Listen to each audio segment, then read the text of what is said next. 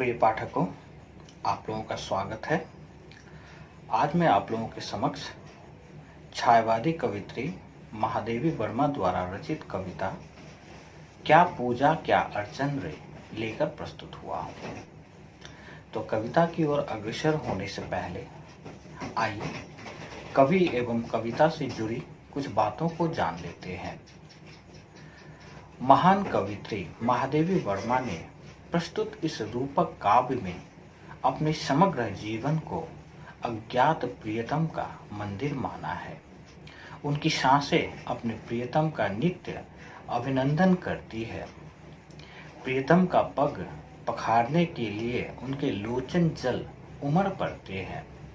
अपने प्रियतम की आराधना कवित्री बड़े अनोखे ढंग से करती है। यहाँ पर कवित्री महादेवी वर्मा ने अध्यात्मवाद का समर्थन करते हुए धार्मिक रूढ़ियों के दकियानूशी और अवैज्ञानिकता निरुपयोगी कल्पनाओं को तथा अंधश्रद्धा की परोक्ष रूप से जमकर खिंचाई की है, जो अभिनंदनीय है। यहाँ पर उन लोगों को भी भली भांति यह संदेश मिल जाता है जो अपनी सांप्रदायिक ताकत की आड़ में आस्तिक होने का दावा करते हैं। प्रस्तुत गीत के माध्यम से कवित्री जन समुदाय से यह कहना चाहती है कि स्थूल उपासना अथवा बाह्य पूजा आडंबर के प्रति व्यर्थ है। वास्तव में ईश्वर की पूजा अंतःकरण से होनी चाहिए, क्योंकि ईश्वर प्रत्येक जीवन एवं कण कण में व्याप्त है। तो आइए कविता की ओर अग्रसर होते हैं।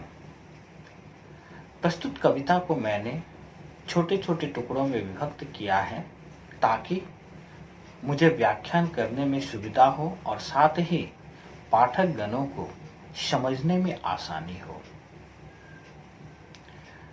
प्रस्तुत पंक्तियों में आए हुए कुछ कठिन शब्दों को मैंने लाल रंग से दर्शाया है एवं उन शब्दों के अर्थों को दाहिने ओर नीले रंग से दर्शाया हूं, जो स्पष्ट रूप से आप लोगों के समक्ष दर्शित है। तो आइए कविता की ओर अग्रसर होते हैं।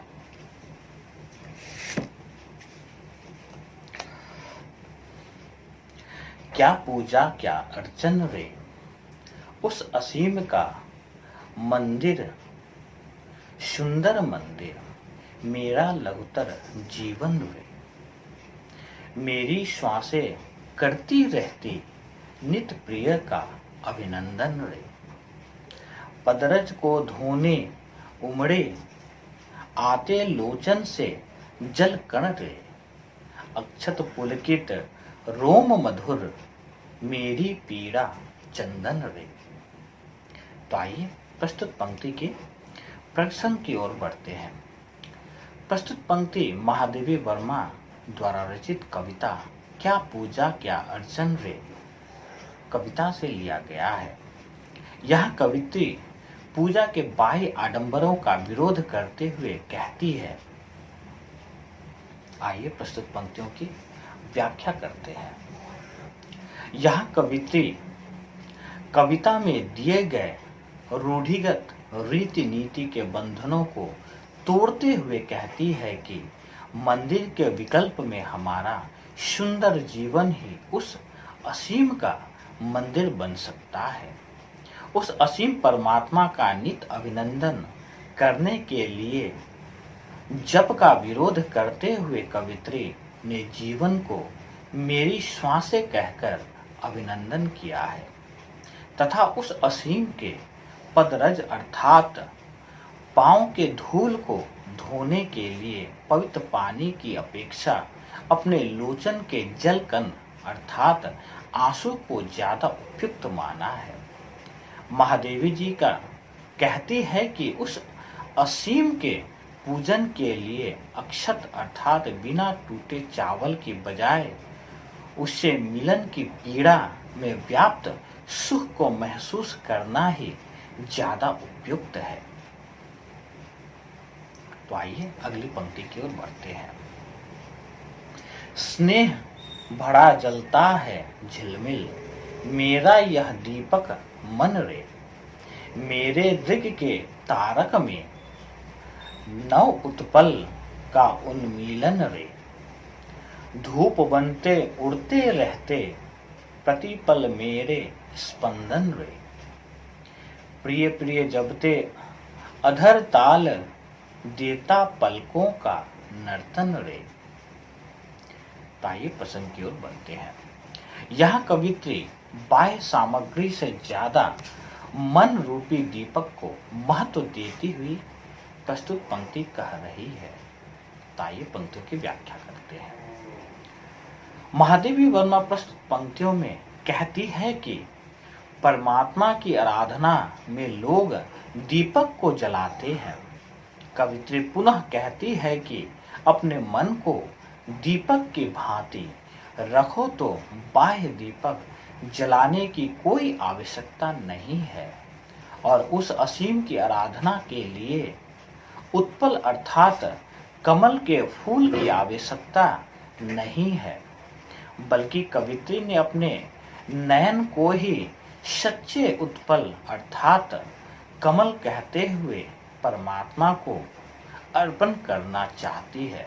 अंततः धूप की जगह स्पंदन अर्थात कंपन को अर्थात नर्तन की जगह पलकों को रखकर सभी पुरानी मान्यताओं को ठुकरा देने वाली कवित्री के विचार सचमुच वंदनीय है।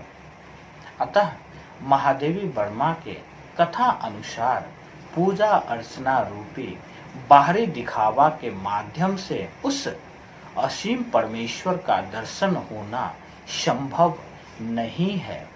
एकमात्र आंतरिक उपलब्धि के माध्यम से ही परमेश्वर का सानिध्य प्राप्त किया जा सकता है। तो आइए सारांश की ओर बढ़ते हैं।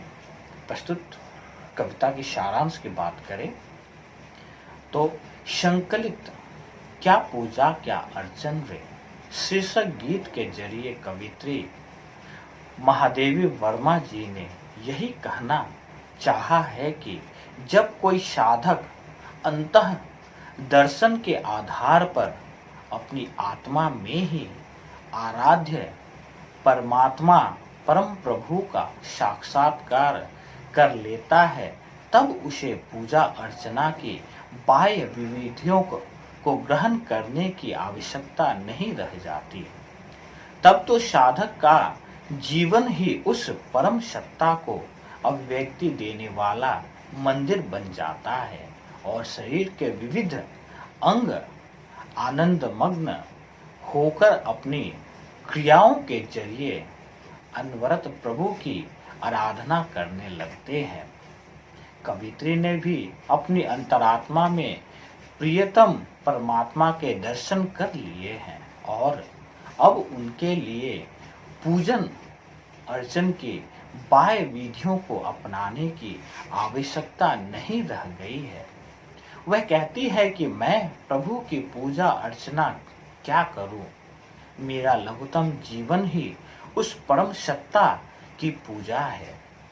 मेरा यह तोता सा शरीर मेरे आराध्य के समंदर मंदिर के समान है। मेरी सांसें अनवरत प्रियतम का स्वागत करती रहती है। उनके चरणों को धोने के लिए आंखों में आंसू उमड़ पड़ते हैं। मेरे पुलकित रोम ही पूजा के चावल है।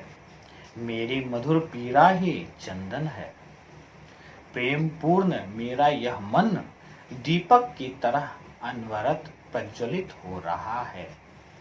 मेरी आंखों की पुतलियों में नरेंद्र नील कमलों का विकास है।